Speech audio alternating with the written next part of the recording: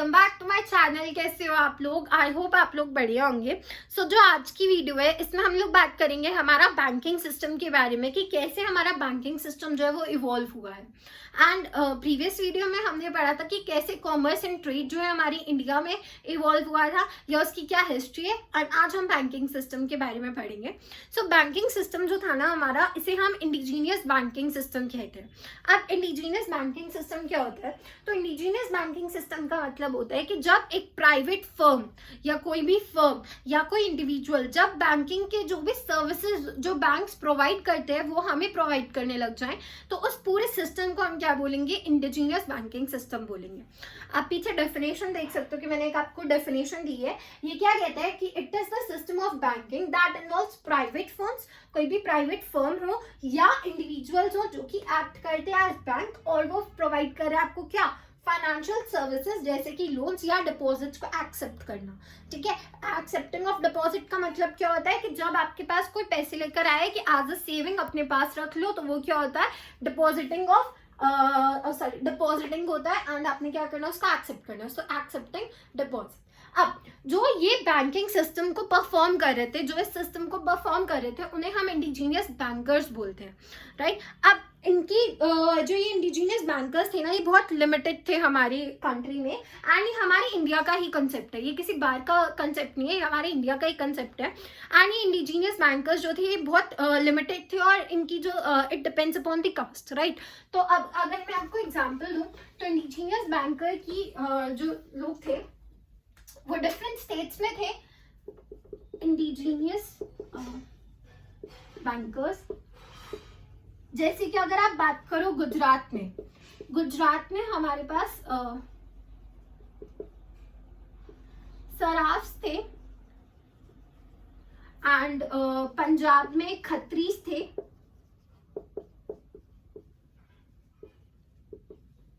और यूपी में शाहूकार्स थे। ओके, तो और भी थे, मतलब साउथ में भी थे कुछ, बट ये जो थे ना लिमिटेड थे, मतलब 4 और 5 कास्ट जो थी वही इन्वॉल्व थी इसके अंदर, राइट। अब अगर हम बात करें कि हमारे इन बैंकर्स का, जो इंडिजीनियस बैंकर्स है, इनका क्या रोल है या क्या फंक्शन है, सो ये 3 मेन फंक्शंस जो थे प्रोवाइड करते थे। Functions of indigenous bankers. Sorry, actual में अगर हम देखें तो ये जो है ना 2 तरीके के पार्ट्स में आप डिवाइड कर सकते हो इनके फंक्शंस को। पहला है हमारा बैंकिंग फंक्शन एंड दूसरा था हमारा नॉन बैंकिंग फंक्शन। अब अगर हम बैंकिंग फंक्शन की बात करें तो इसमें हमारे फर्दर 3 पार्ट्स है। एक तो था कि आपको क्या करना, you have to provide, you have to lend money, you have to accept deposit and deal in hundis. तो पहला क्या था? Lending of money. दूसरा एक था डीलिंग इन ह्यूंडीज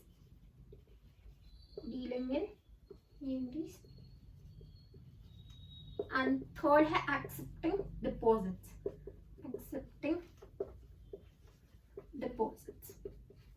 एंड यहाँ पे इनका क्या था? नॉन बैंकिंग में ये एक तो स्पेक्यूलेटिव ट्रेड में थे, स्पेक्यूलेटिव ट्रेड,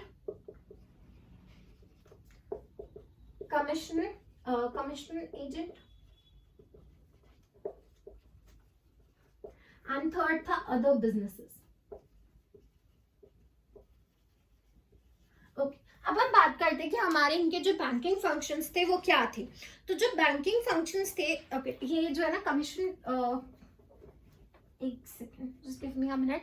इसमें है कमीशन ट्रेड है, ये commission.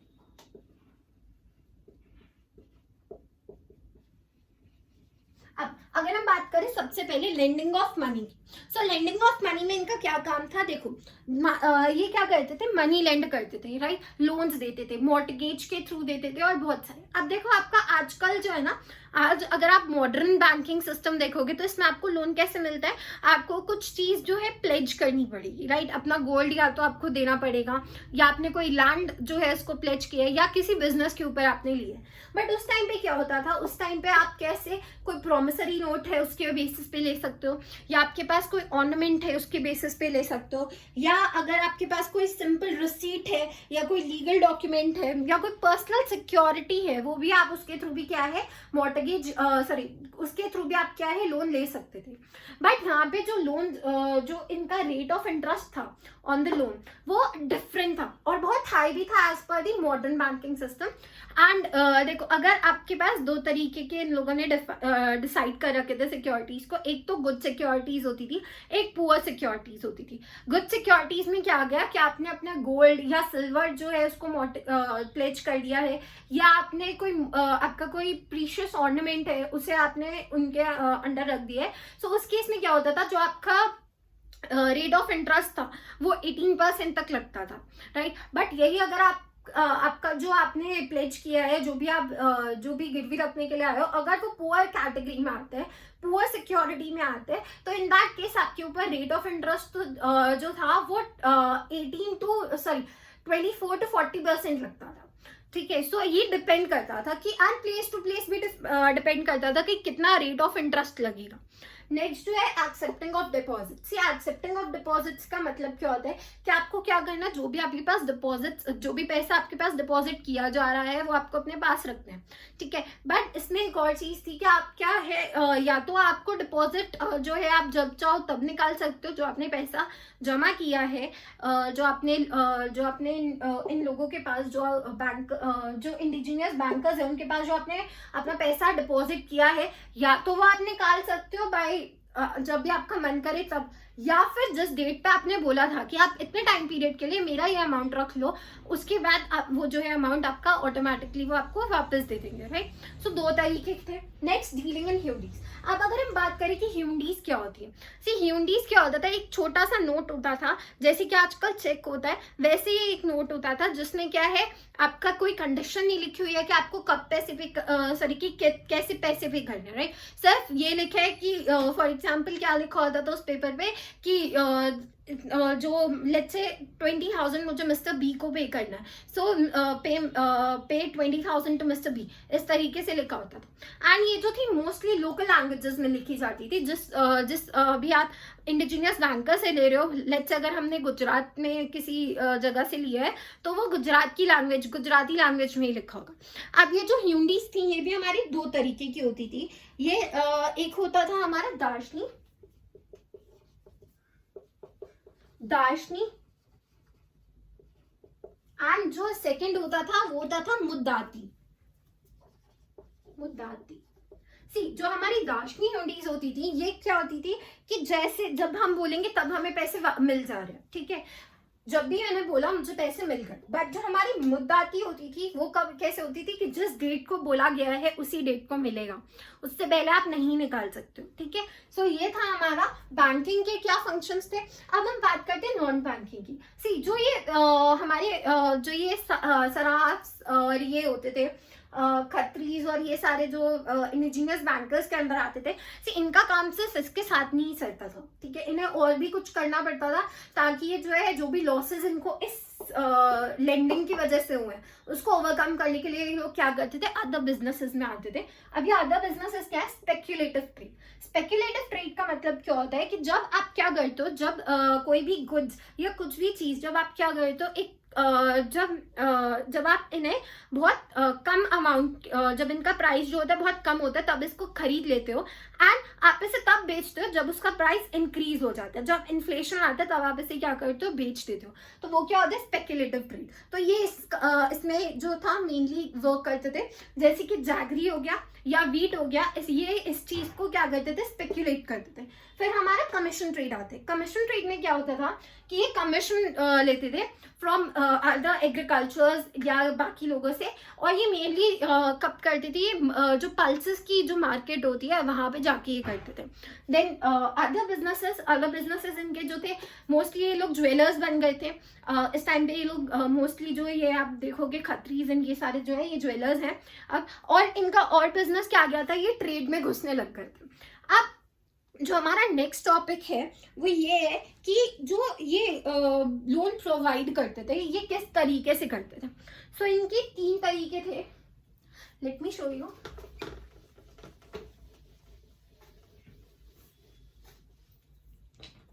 So methods of advancing loans, methods of advancing loans, इनके 3 तरीके थे.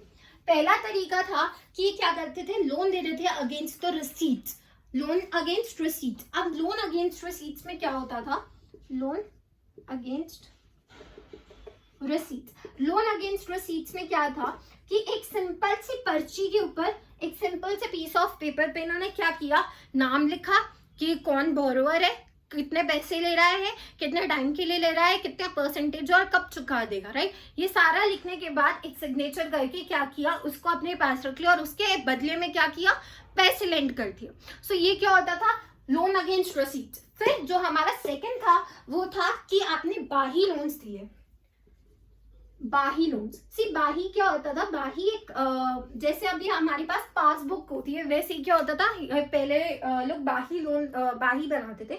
तो क्या होता था, ये बाही जो बोरोवर है वो क्या करेगा, अपने उस पासबुक के ऊपर अपने सिग्नेचर करेगा और उसे सबमिट कर देगा. ठीक है, तो वो क्या हो गया, बाही loans. Then we have the last one, mortgage loan.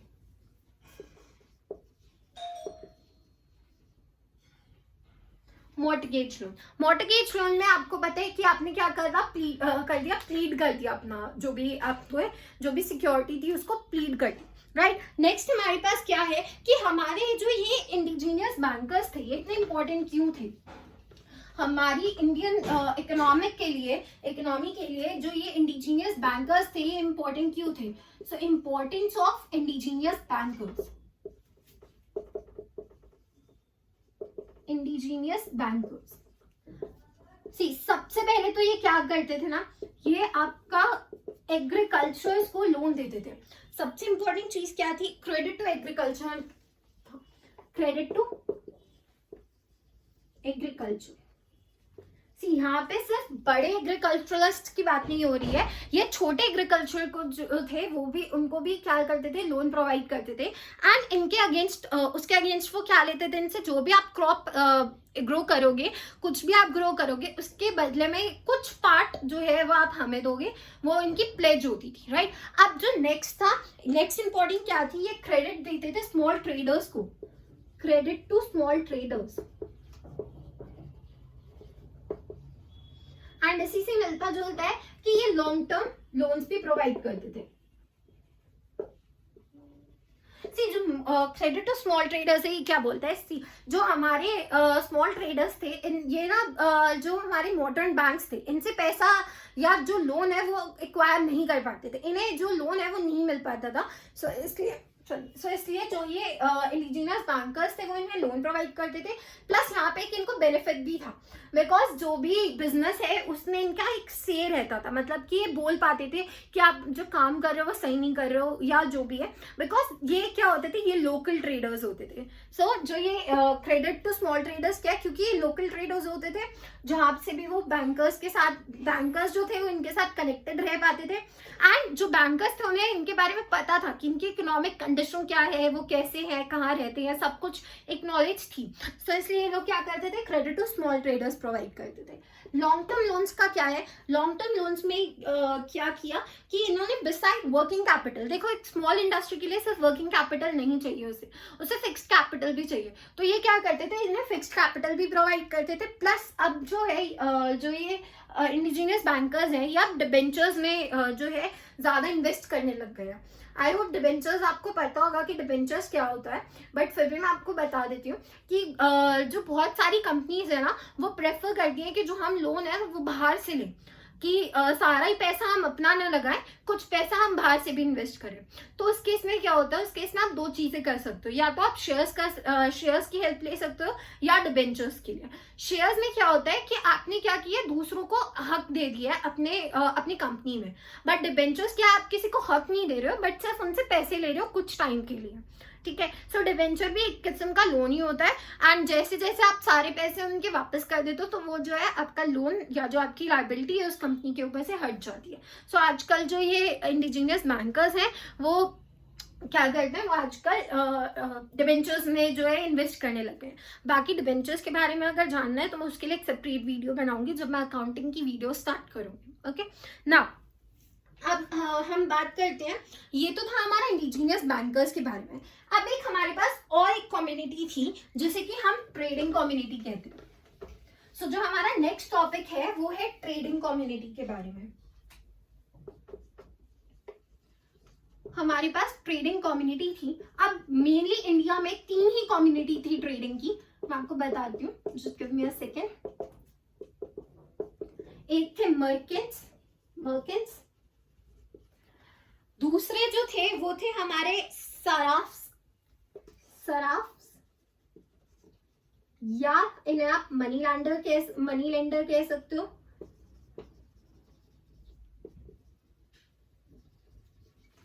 या मनी लेंडर्स, और जो दूसरे थे वो थे हमारे ब्रोकर्स।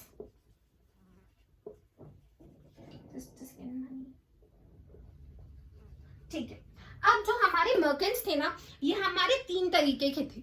हमारे मर्केंट्स 3 तरीके के थे मेनली, मैं यहाँ पे लिख देती हूँ। पहले थे हमारे बनियास, ये मेनली हमारे गुजरात एंड राजस्थान से मेनली बिलोंग करते थे। एंड ये हिंदू या जैन फैमिली से होते हैं, ठीक है, हिंदू या जैन फैमिली से होते हैं। एंड ये मेनली कहाँ से बिलोंग करते हैं, गुजरात एंड राजस्थान से। एंड इन लोगों ने पूरा नॉर्दर्न इंडिया जो था उसका पूरा ट्रेड कवर कर रखा था, उसके ऊपर पूरा इनका स्टे था, पूरा कैप्चर है। एंड इवन आज भी जब देखोगे ना तो गुजरात और राजस्थान का नॉर्दर्न इंडिया में सबसे ज्यादा ट्रेड है, राइट। अब नेक्स्ट जो थे हमारे बंजारास थे, ये mainly Hindu and Muslim family से आते थे। एंड इनके पास बहुत ज्यादा ट्रेडिंग का सामान नहीं होता था, ये मेनली पल्सेस में, व्हीट में, राइस में डील करते थे। एंड ये एनिमल्स में भी डील करते थे।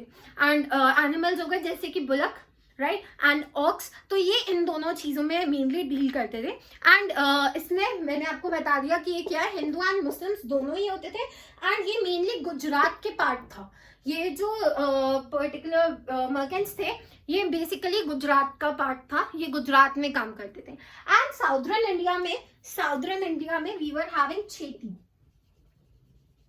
CHETTI, खेती। सो ये हमारे साउदर्न इंडिया में थे। ये दोनों ही हमारे नॉर्दर्न इंडिया के ग्रुप हैं, और ये हमारे साउथ इंडिया के पार्ट में आते हैं, ठीक है। अब जो नेक्स्ट है वो है हमारा सराफ्स एंड मनी लेंडर। सी जो मर्केंट्स थे ना, जो हमारे मर्केंट्स थे नॉर्थ इंडिया के, वो सिर्फ जो है ट्रेडिंग में ही इन्वॉल्व नहीं थे, वो और भी कामों में इन्वॉल्व थे। अब देखो जो सराफ्स थे वो क्या थे, वो मेनली ज्वेलरी का काम करते थे, राइट। एंड मनी लेंडर तो आपको मैंने बता ही दिया कि जो पैसे जो है लेंड करते हैं, राइट। सो जो नॉर्दर्न इंडिया था वो डबल रोल प्ले कर रहा था। एक तरफ तो वो क्या कर रहा था, मनी लेंडर का काम कर रहा था, और दूसरी तरफ वो सराफ्स बन के घूम रहे थे। सराफ्स मतलब ज्वेलरी का काम करना, तो वो ज्वेलरी का काम करने लग गए थे।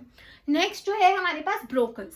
सो ब्रोकर्स क्या होता है, सो ब्रोकर्स में क्या हो रहा था कि इन्हें आप दलाल्स भी बोलते हो, ब्रोकर्स या आप इसे क्या बोल सकते हो, दलाल। तो इनका काम क्या था, ये क्या करते थे, ये जो बाइंग पार्टी है और जो परचेजिंग पार्टी है उन दोनों को मिलाते थे। एक तो एक जो सेलिंग पार्टी है और जो परचेजिंग पार्टी है उन दोनों को आपस में मिलाते थे। जो हमारे ऐसे होता है कि जिसको खरीदना और जिसको बेचना वो हो सकता है बहुत दूर दूर रह रहे हो, तो उन दोनों को आपस में मिलवाना किसका काम था, इन दलाल्स और ब्रोकर्स का काम था। तो ये क्या करते थे, जब ये मिलवाते थे तब ये पैसे नहीं लेते थे, बट जब ट्रांजैक्शन हो गई इनके बीच में, डील डन हो गई है, पैसे एक्सचेंज हो रहे हैं, उस टाइम पे क्या करते थे, थोड़ी सी पैसे उनसे मांग लेते थे एज अ कमीशन, राइट। अब इनका जो मेजर ट्रेड सेंटर्स थे उसके बारे में बात करते हैं हम लोग कि इनका क्या मेजर ट्रेड सेंटर्स थे।